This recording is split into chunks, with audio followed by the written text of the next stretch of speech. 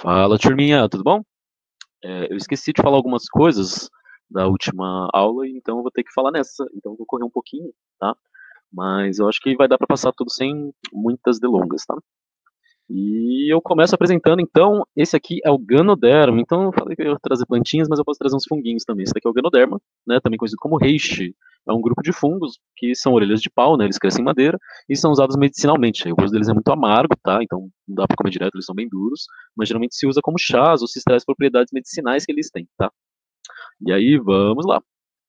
Então, hoje a gente vai falar. Ah, eu esqueci de fazer esse slide, enfim. Então, a gente vai falar de Reino Monera, a gente passou um pouquinho por cima, né, mostrou as formas, né, falou um pouco, só que tem algumas coisinhas que eu esqueci. Então, uma delas é definir um pouquinho mais o que é a parede celular. Então, aqui você tem o citoplasma da célula, que vocês já devem ter visto como professor, aí em volta tem uma parede, como se fosse uma cápsula, né, cuidado com esse termo cápsula, tá?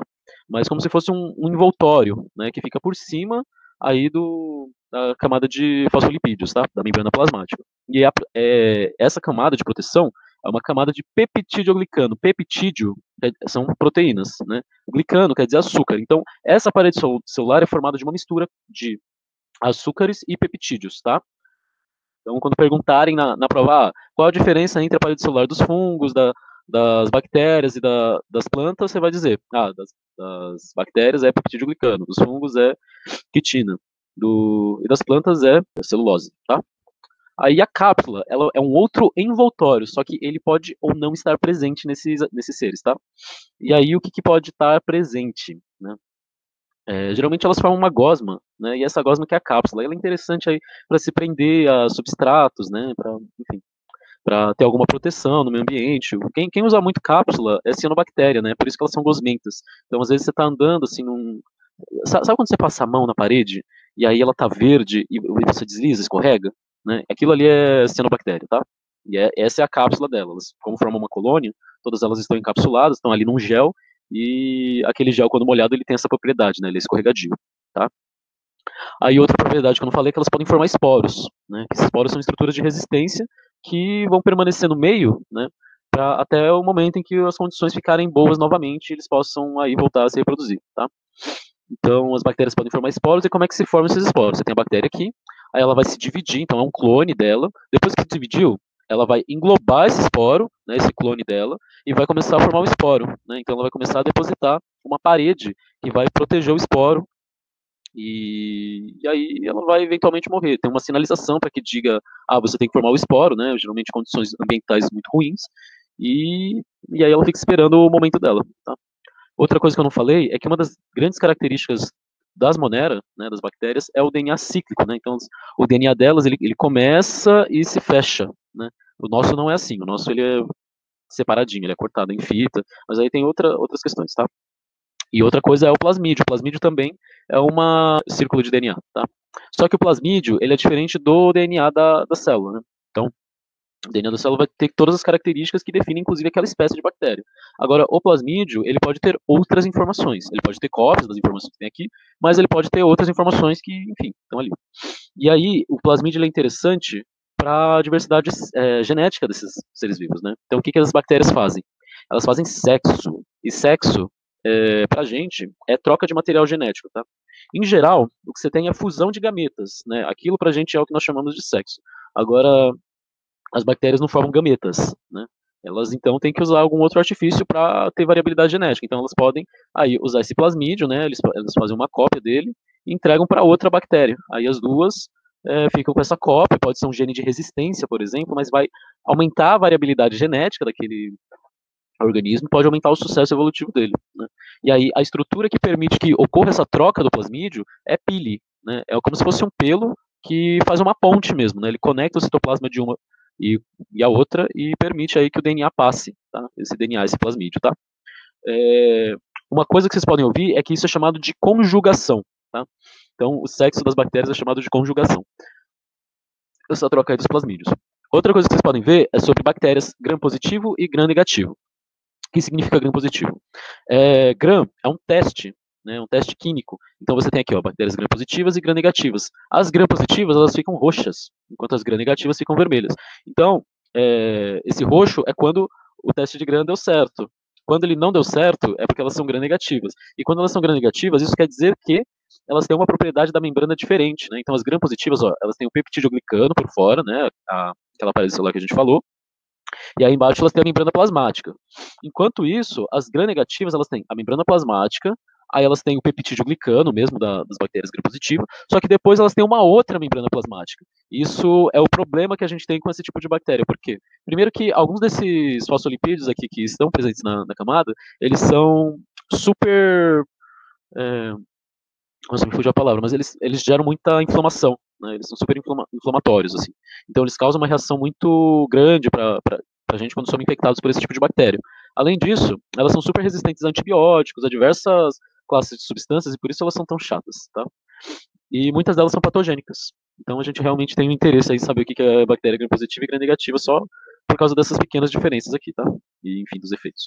Além disso, ultimamente a gente tem visto que as bactérias têm tido cada vez mais resistência a antibióticos, tá? Todas as bactérias, não é só as bactérias que fazem mal, todas as bactérias, porque a gente usa muito antibiótico sem necessidade. E a gente não tem muito controle. Então, esse é um dos motivos que você tem que tomar seu antibiótico bonitinho. Porque se você ficar tomando seu antibiótico, aí outro dia você esquece, aí depois você muda o horário. Esse pequeno intervalo que está sem antibiótico é o período em que alguma bactéria que sobreviveu, ele vai, ela vai se multiplicar, né? E aí ela vai ficar em grande quantidade e a chance de ter uma bactéria no meio que seja ainda mais resistente aumenta. Então, assim vão se criando superbactérias, tá? É, mas bactéria não é só coisa ruim, não. A gente já falou da importância delas como decompositoras, e a gente pode falar da importância delas para a nossa saúde. Então, por exemplo, temos aqui os lactobacilos. Vocês devem ter ouvido desde pequenos que a gente tem que ter lactobacilos vivos, né?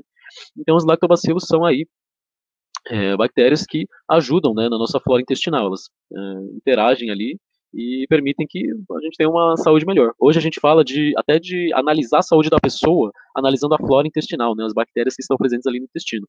E por que elas são importantes? Primeiro porque elas ajudam a gente em alguns processos, né, elas conseguem digerir algumas coisas, tá? E na ausência delas, ou quando a flora está desequilibrada, você pode ter excesso de gases, né, você pode ter dor de estômago, você pode ter diarreia, e você pode ter a colonização por bactérias que são aí nocivas para a gente, né? Então elas têm essa função de serem competitivas no nosso intestino. E é interessante que o nosso sistema imune ele também consegue selecionar, né, e compreender quais são as bactérias do nosso intestino. Tá? E tem o kefir. O kefir, eu acho que são lactobacilos também, mas é um probiótico, né? Então é um desses alimentos que a gente ingere para melhorar, aumentar a nossa flora intestinal, e ele tem ficado bem famoso ultimamente. Tá? Em seguida tem essa imagem aqui que pode aparecer para vocês também, que são bactérias aeróbicas e anaeróbicas. Eu já falei um pouquinho disso com vocês, né? Quando eu falei de extremófilas, ou quando eu falei de... Eu devo ter falado, eu sempre falo desse tipo de coisa, né? Enfim. Então temos aqui, ó, 3 tubos. O que a gente espera? Aqui em cima tenha mais contato com o ar, ou seja, seja mais rico em oxigênio. E aqui embaixo, por estar lá no fundo, ele tenha menos contato com o ar e, portanto, menos oxigênio. Então, né, o que quer dizer uma bactéria aeróbica? Uma bactéria aeróbica é aquela que depende de oxigênio para fazer respiração, né? Enquanto a bactéria anaeróbica é aquela que não pode, se tiver oxigênio, ela tem dificuldade de fazer as atividades dela, né? Então ela tem preferência aí por ambientes anóxicos, né? Ambientes sem oxigênio. Então, quando você olhar esse tipo de teste, você vai dizer se a bactéria é anaeróbica ou aeróbica olhando a posição dela. Então, se ela está mais próxima do ar, ela é aeróbica, ela tem mais, ela precisa desse oxigênio para se reproduzir, ó, tem uma grande quantidade de bactérias aqui. Se ela está no fundo, ela é anaeróbica, né, ela prefere ambientes mais anóxicos para conseguir se reproduzir. E existem as facultativas, são aquelas que tanto toleram ambientes anóxicos quanto conseguem se desenvolver em ambientes com altas concentrações de oxigênio.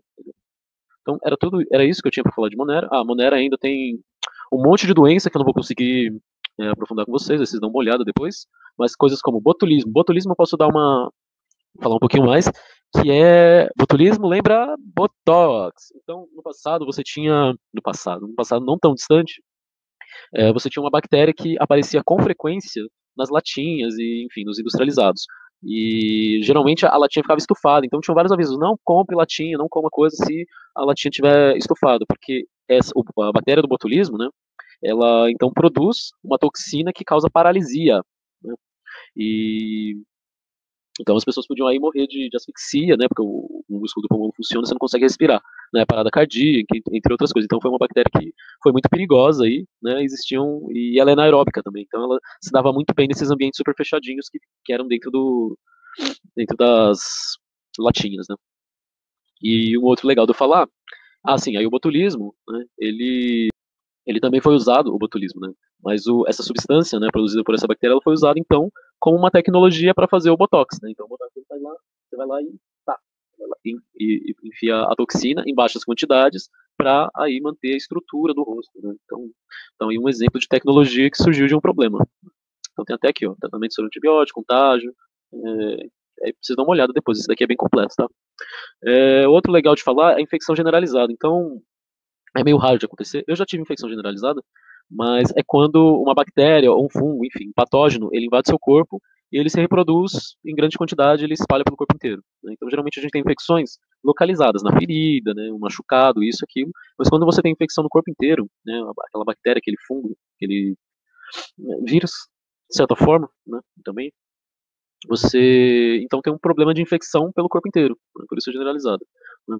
E aí você vai ter todos os problemas de infecção. Então seu corpo vai é, abaixar muito a pressão, porque ele vai vasodilatar, você vai ter vários probleminhas, não acho que você não precisa aprofundar tanto nessa questão. Mas você vai ter febre, isso, aquilo, e quando se trata de bactérias e fungos, o corpo ele tem muita dificuldade de lidar, né? Então ele não consegue produzir anticorpos a tempo, né? Enfim, outro rolê, tá? E aí, geralmente, você tem que entrar com antibiótico e antifungo quando a pessoa tem infecção generalizada e tem altas chances de dar ruim, né? Porque eles são bem agressivos, tá? Eles se reproduzem bem rápido, eles são bem resistentes a muitas coisas, ainda mais agora que a gente vive uma época de superbactérias, né? Que a gente não tem antibiótico que funcione para nada. E quando você tem problemas de infecção generalizada, por exemplo, você tem altas chances de morrer, tá? Só pra você ter uma dimensão. A rinoprotista também não tem muita coisa dessa introdução para vocês, né, aqui. E faltou eu falar um pouco de dinoflagelados, né? Então, dinoflagelados são essas coisinhas super fofinhas aqui que parecem uma espaçonave, né? Elas são algas, tem esse outro aqui. Elas são algas que não são tão próximas aí das algas verdes e das algas vermelhas, tá? Mas o que elas fazem, né?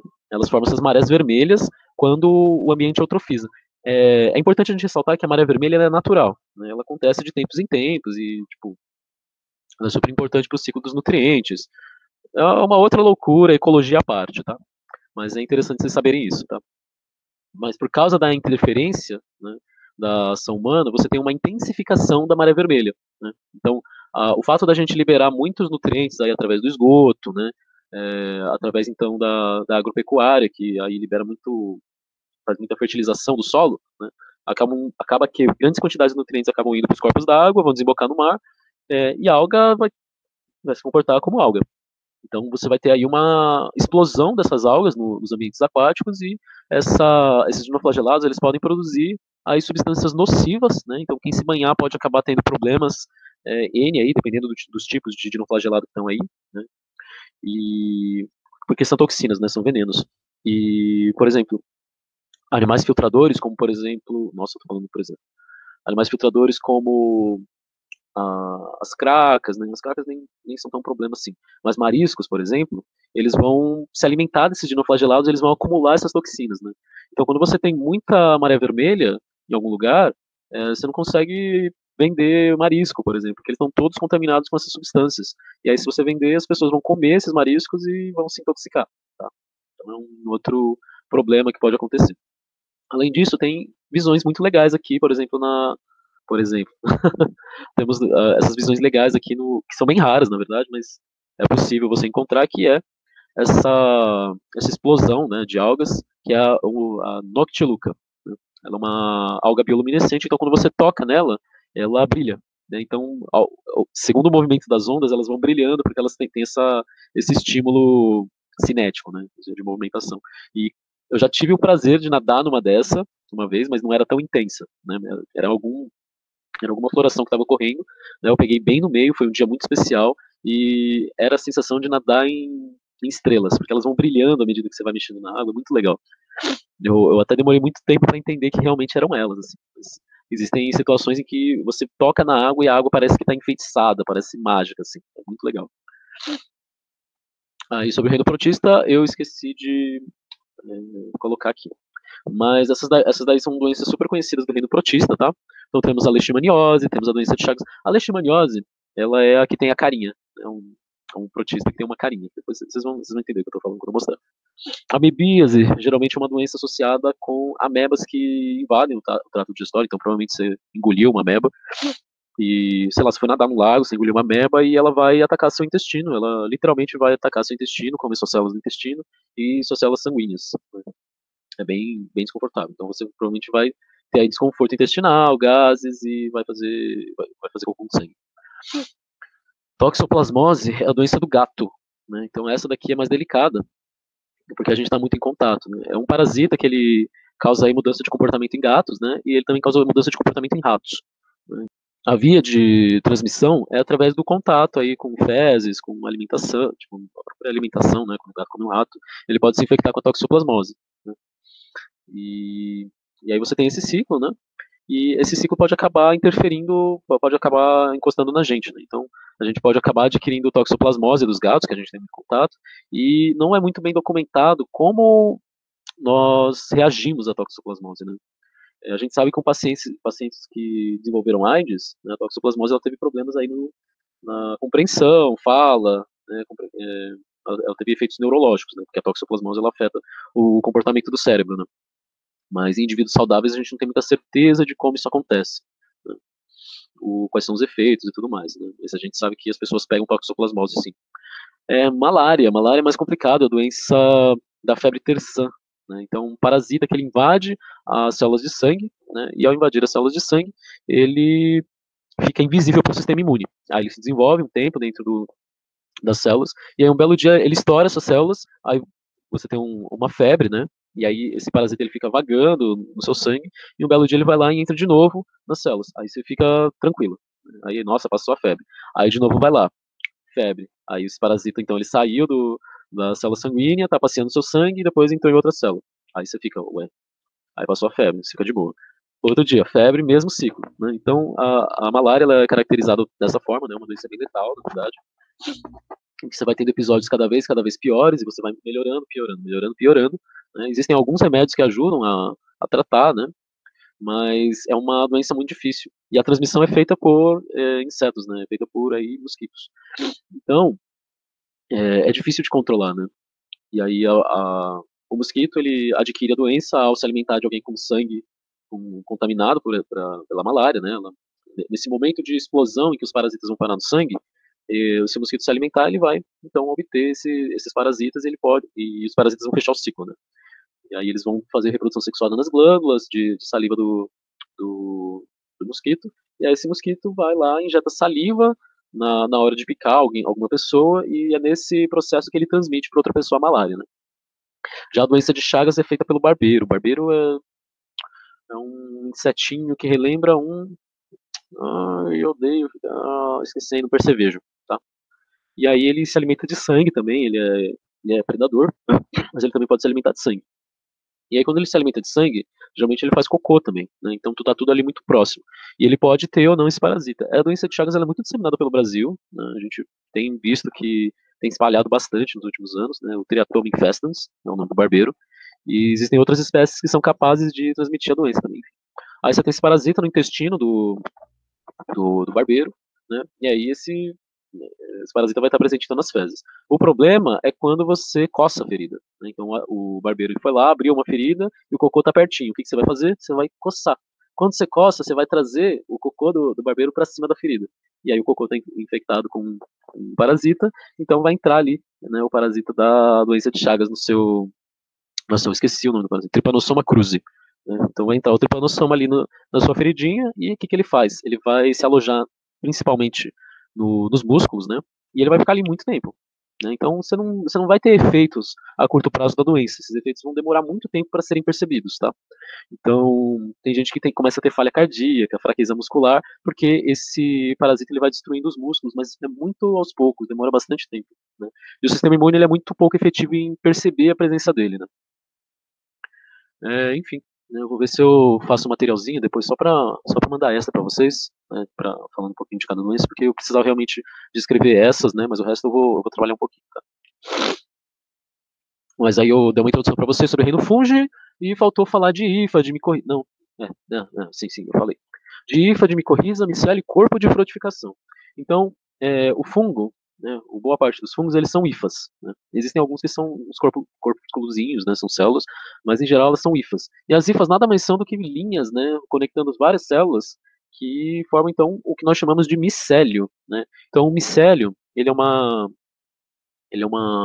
forma do fungo que é característica do tipo de ecologia que ele tem. Então, o fungo, ele não se alimenta comendo as coisas, ele tem que digerir o que está do lado de fora, né, e depois absorver. E nesse processo, o mais interessante para ele é ocupar, então, todo o alimento e comer ele de dentro para fora. Né? Muito mais fácil para ele, até porque ele é dependente de umidade, né, de estabilidade, então, para ele é mais interessante esse comportamento. Então, ele vai adotar uma estrutura que é mais parecida com uma raiz, né? E ele vai então fazer essas raízes, né, essas hifas entrarem, né, elas vão se desenvolver e vão se espalhando por todo o substrato, né? O substrato é aquilo em que o fungo se desenvolve. Então pode ser um pão, pode ser uma fruta, pode ser o que você quiser, tá? Ele vai colocando espalhando essas hifas, né? E ele pode estar contaminando todo o substrato, né? Então quando a gente olha alguma coisa que está contaminada pelo fungo, por exemplo, o pão, né?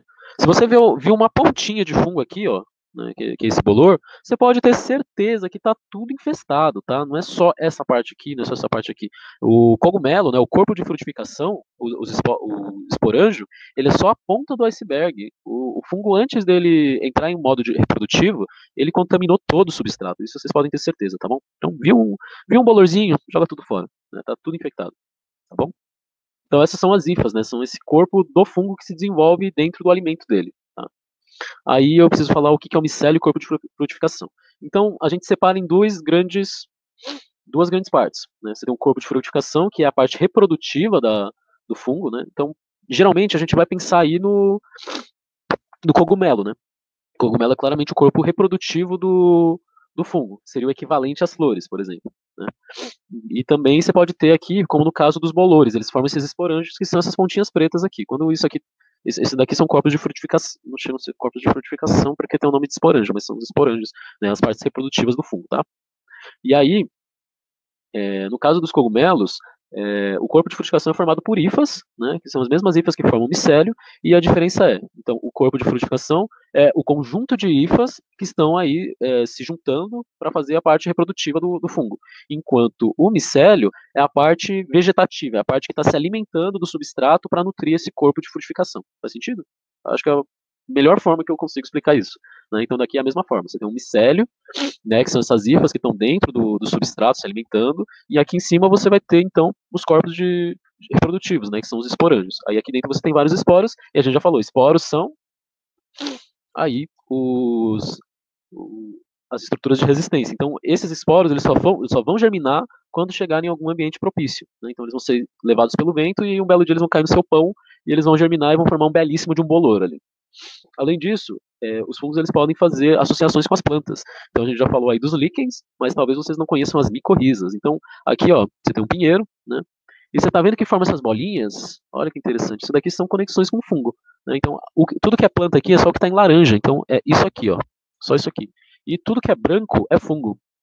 É um fungo simbiótico. Né? Então, ele faz uma troca com a planta, em que ele recebe aí nutrientes, né, que nós chamamos de fotoassimilados, que são aí carbono, né? Em troca, ele fornece nutrientes que ele absorve com mais facilidade, como por exemplo o fósforo. Né? Então, é uma relação simbiótica em que os dois saem ganhando. Tá bom? E aí aqui a gente tem mais de perto, ó. Esse daqui é uma raiz em laranja, né? E aí aqui nós temos uma rede de fungos que estão se conectando com a raiz. Hoje a gente sabe que isso é inclusive mais complexo, né? As plantas conseguem se comunicar com outras plantas da mesma espécie usando os fungos, inclusive atacar plantas de outras espécies usando esses fungos. Ajudar plantas da mesma espécie usando os fungos é bem interessante. Eu vou ver se eu acho esse artigo e deixo para vocês no resuminho, tá? E se vocês quiserem aprofundar o conhecimento, porque não é algo necessário para o vestibular, é só interessante mesmo. Em seguida, a gente tem que lembrar que os fungos eles são muito importantes para a gente, tá? Por quê? Porque eles estão presentes aí na nossa alimentação. Principalmente as leveduras que fazem parte da fermentação. Então, fermentação do pão. Hoje em dia a gente usa muito fermento químico, né? Mas temos aí o pão, temos os queijos, temos o iogurte, temos as cervejas, né? O vinho. Né? Então, os fungos eles estão muito presentes no nosso dia a dia, apesar de vocês quererem falar que vocês não comem fungo, tá? E algumas populações elas se alimentam muito mais de fungo do que outras. Então, Europa e Ásia, eles têm alguns exemplos de fungos que são mais comuns no dia a dia. Então eles têm, por exemplo, as trufas, né, que são caríssimas, são muito raras de se conseguir, mas são um exemplo fungo muito apreciado pela Europa, né? Temos aqui o champignon, que é um fungo europeu muito clássico, né? Existem outras espécies aí espalhadas pelo mundo, tá? Temos o shimeji, clássico da culinária japonesa, né? Da culinária oriental, asiática, da Ásia do Leste. E temos aqui também o shiitake, né? Nossa, shiitake é maravilhoso. Eu cultivo esses dois últimos aí, tá? É muito divertido cultivar fungo, gente. Super recomendo. Mas dá um trabalhinho. Além disso, a gente tem que levar em consideração os metabólitos secundários do fungo. Tá? Então temos aí fungos que são usados na medicina, que é o caso aí do Ganoderma, que eu já falei no começo da aula, né, o reishi, e temos aí com seus antioxidantes. Né? E temos também os fungos que produzem antibióticos. Né? Então já falei que a gente já falou lá atrás de competição. Então o fungo não quer competição com bactéria. Né? Então ele vai produzir antibiótico. E é maravilhoso, porque antibiótico afeta só a bactéria, não afeta outros fungos. Então ele não se machuca nesse processo. Né? E antifúngico só vai afetar fungos. Né? Então, isso é uma coisa para vocês prestarem atenção. Se você está doente por causa de um vírus, não adianta usar um antibiótico, tá? Porque é um vírus, tá? O antibiótico, geralmente a gente usa para bactéria, tá? Que são os antibacterianos. E a gente usa antimicóticos, geralmente para fungos. Né? Se você usar um antibacteriano para um fungo, não vai dar certo. E os antimicóticos são muito raros, tá? Porque o fungo é o demônio, tá? Porque eles são muito parecidos com a gente, tá? Eles são muito mais próximos dos animais, então a biologia deles, o sistema, a fisiologia deles é muito parecida. E aí é difícil achar alguma substância que faça mal para eles sem fazer mal pra gente, tá? Então essa é a grande dificuldade que a gente tem. Aí eu trouxe aqui, então, o exemplo da penicilina, tá? Então a penicilina é um exemplo de fungo do qual a gente extrai antibiótico. Então a gente tem uma relação muito positiva com os fungos, tá? Apesar de vocês não gostarem deles, tá? E a gente tem que ter cuidado porque alguns fungos são venenosos, lógico, eles querem se proteger, porque quando você come, o corpo de frutificação deles é como se você estivesse comendo o filho deles, então eles vão proteger sim, né? E aí existem diversas formas de proteger. Eles podem proteger te matando, né? Ou eles podem proteger te deixando muito louco. Né? Então eu trouxe aqui o exemplo da Amanita muscaria, que é o cogumelo do Mario, que te deixa muito louco e passando mal. Né? Então ela é usada aí para rituais espiritualísticos, mas não, esse é o tipo de coisa que não se come direto. Tá? Eles geralmente dão para as renas comerem, pegam a urina e tomam. Né? Então, eles pegam isso processado já, os restos processados desse cogumelo. Então, é uma outra loucura, enfim. Mas tenham cuidado, tá? Não sai comendo cogumelo por aí. Existem cogumelos comestíveis e eles são conhecidos. E se você vê um cogumelo por aí, não sai metendo na boca sem conhecer, tá?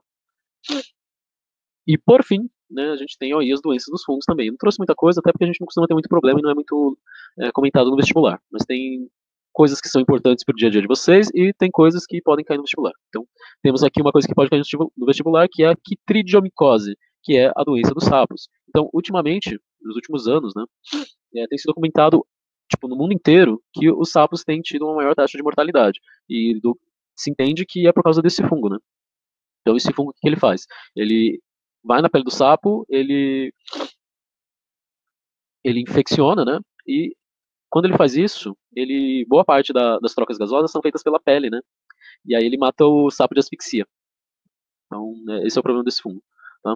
Geralmente ele não mata girino porque ele se alimenta de queratina, né? E a queratina nos girinos tem só na boca, enquanto nos sapos eles têm queratina no corpo inteiro, tá? É, então esse tem sido um problema dos fungos nos últimos tempos, tá? Então aí uma ameaça à biodiversidade e pode ser que esse comportamento, essa expansão desse fungo tenha a ver com a temperatura, né? Então, saíram algumas hipóteses desse tipo, né? Tem algo a ver com aí o aquecimento global, mas também claramente tem a ver com essa relação que a gente tem agora de viajar para todo lado. Então a gente claramente deve ter pegado esse fungo em algum lugar. Então alguém foi, visitou algum espaço, pisou no chão, aí ao pisar no chão pegou um esporo, foi para outro lugar, pisou com a mesma bota e espalhou esse, esse fungo, e aí isso se repetiu diversas vezes para diversos lugares e deu no que deu, tá bom? Então, tá aí um dos problemas da nossa globalização, né? A gente espalha parasitas e doenças com muita facilidade. Visto aí o Covid-19, né? Enfim. Frieira é importante vocês saberem reconhecer. Não vai cair no vestibular, mas se seu pezinho tiver assim, meio branquinho, com uns machucados, meio amarelado, essas coisas, dá uma olhada no médico, porque pode ser que vocês tenham a frieira, né? Um funguinho que se desenvolve comendo a nossa pele. Além disso, tem a candidíase. A candidíase, ela pode se expressar em diversas partes do corpo, tá? Ela ataca aí a pele, né? Então pode ser na boca, pode ser no braço, mas geralmente ela ataca genitais, né? Ela é uma DST. Só que a Cândida, né, que é o fungo, ele é um fungo muito comum, tá? Ele vive na nossa pele, o que acontece na verdade é que ocorre um desequilíbrio em que ele se torna aí patogênico, né? E mulheres têm a Cândida, né, esse fungo presente na vagina. Só que ele está em equilíbrio ali com o meio e está tudo bem, ele é benéfico. E o problema é que qualquer alteraçãozinha de pH, né, tipo, por exemplo, ter relação sexual pode gerar candidíase na mulher, não porque o homem tinha DST, mas porque é uma bactéria não, é um fungo que já estava lá, e por alteração do pH, né, simplesmente pode ir lá e ter uma explosão, né, aumentar em quantidade, entendeu? Então é só porque a mulher ter uma compreensão também de que não é o fim do mundo, tá tudo bem, né? É esperado que isso possa acontecer, mas tem que ter esse tipo de acompanhamento, saber que pode acontecer e correr atrás das medidas que devem ser tomadas caso isso aconteça, tá? Mas enfim, é um fungo muito comum na nosso corpo, na verdade, mas ele pode se tornar patogênico e causar alguns problemas, tá? Então, disso era o que eu tinha para essa semana. Isso, gente, um abraço para vocês. Bons estudos. Qualquer dúvida, chama a gente que a gente vai tentar responder sempre o mais rápido possível, tá bom? Tchau, tchau, galera. E aí, próxima semana a gente começa plantinhas. Aí vai ser o período mais feliz da minha vida. Tchau, tchau.